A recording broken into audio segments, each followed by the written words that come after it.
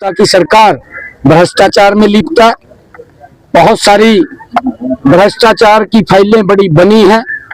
मोदी जी के नेतृत्व में जो ममता दीदी के साथ एक जुंडली बनी हुई है, कुछ लोगों का एक ग्रुप बना हुआ है जो मिलकर के बंगाल के गरीब लोगों के वेलफेयर पे जो पैसा खर्च होना है, उस पैसे को लूटने का काम ये कर रही है।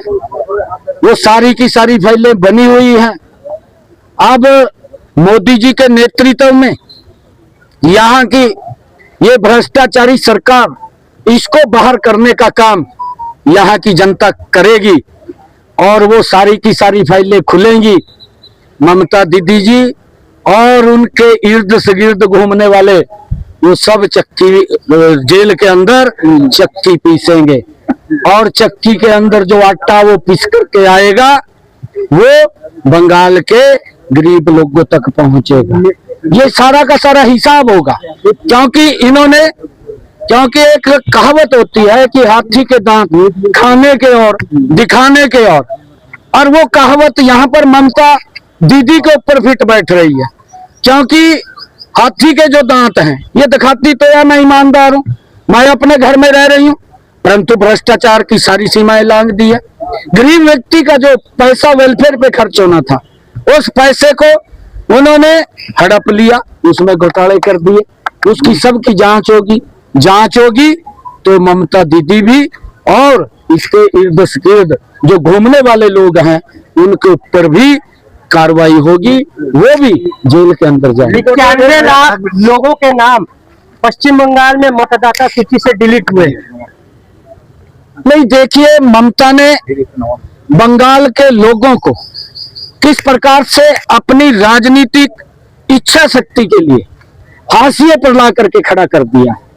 जो घुसपैठ हो रही है, घुसपैठ करके ममता दीदी ने उनके लिए तो सुरक्षित वातावरण खड़ा कर दिया है। उनको नौकरियों में भी स्थान दे रहे हैं। मेरा बंगाल का युवा घूम रहा है, लेकिन उनको आर्थिक रूप से भी मजबूत कर रहे हैं। मेरा बंगाल का युवा और यहाँ का व्यक्ति और गरीब हो रहा है। जो पैसा उनकी आर्थिक मजबूती के लिए खर्च करना चाहिए था, वो घुसपैठियों के लिए खर्च हो रहा है। और ये जो वोट SIR में चुनाव आयोग ने जो कार्रवाई की है, वो कार्रवाई जो घुसपैठिए हैं उनके खिलाफ की है। घुसपैठिए को, क्योंकि हमारी सांस्कृतिक, हमारी सामाजिक यहाँ की धरोहर को इन्होंने समाप्त करने का काम किया है। ये बंगाल की वो धरती है इस पवित्र धरती ने स्वामी विवेकानंद जैसा महान रत्न दिया है। इस पवित्र भूमि ने नेताजी सुभाष चंद्र बोस जैसा महान रत्न दिया है। इस भूमि ने रविंद्रनाथ टैगोर जैसा महान रत्न दिया है। और इस पवित्र भूमि ने पूरे देश के युवाओं में एक ऊर्जा भरने का काम वंदे मातरम दिया है। इस बंगाल की इन लोगों ने क्या हालात कर दी है, ये बंगाल की जनता आज इस बात को समझ रही है। और आने वाले इस चुनाव के अंदर जब रिजल्ट आएगा, यहाँ सबसे ज्यादा वोट से भारतीय जनता पार्टी की सरकार नरेंद्र मोदी जी के नेतृत्व में बनेगी। और यहाँ जब मोदी जी के नेतृत्व में कमल का फूल ये खिलेगा, गरीब व्यक्ति को सशक्त और मजबूत करने का काम मोदी की सरकार करेगी, ये भारतीय जनता पार्टी की सरकार करेगी।